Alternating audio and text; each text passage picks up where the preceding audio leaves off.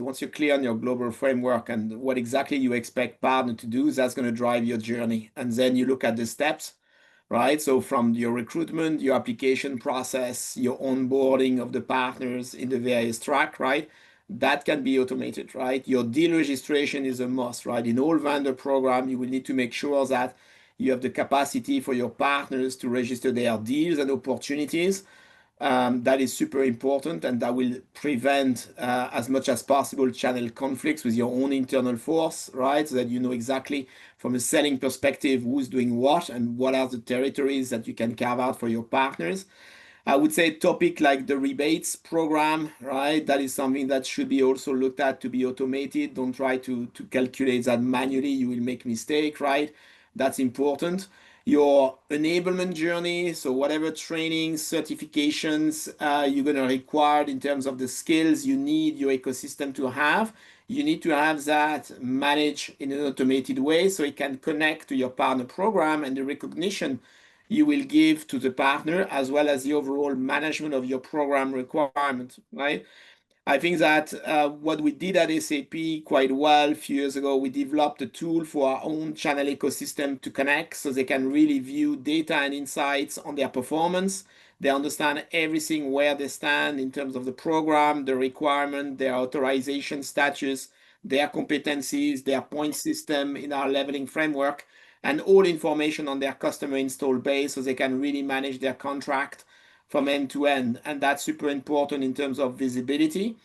And right now, so we've started a journey on totally revamping and changing the way we are managing our development fund program, right? And that's running on Channel Mechanic platform, and with the idea to very much looking at how we can become a proposal-based company to manage the development funds and having an end-to-end visibility on the development funds from the allocation we give to the partner to how the funds are being utilized to then the ROI, which is being driven by those partners. And that's where also we see advanced possibility of efficiency on our side thanks to AI going forward in terms of claim process, for example, right? Where we can definitely gain a lot of efficiencies.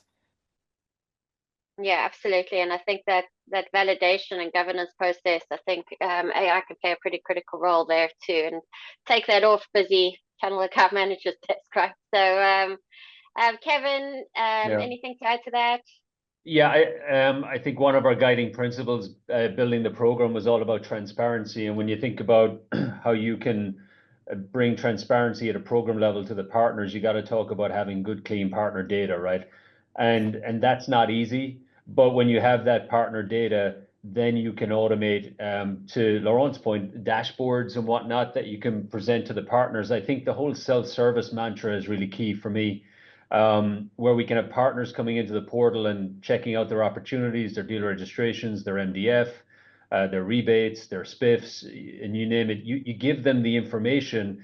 You cut down the contact into your partner managers, for example, or others, and it becomes a self-fulfilling kind of structure, right? And that's what kind of we've wanted to do. We do have heartburn over, the whole onboarding process. We need to do a better job of automating that, but we have automated to a point.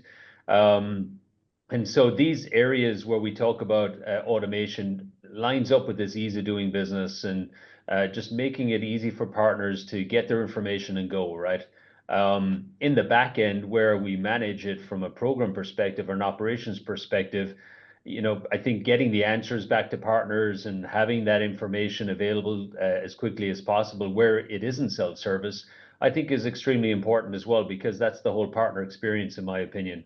So, transparency, good data, then you can automate, and then any area of the partner life cycle that you want to automate, you should. It doesn't make sense not to.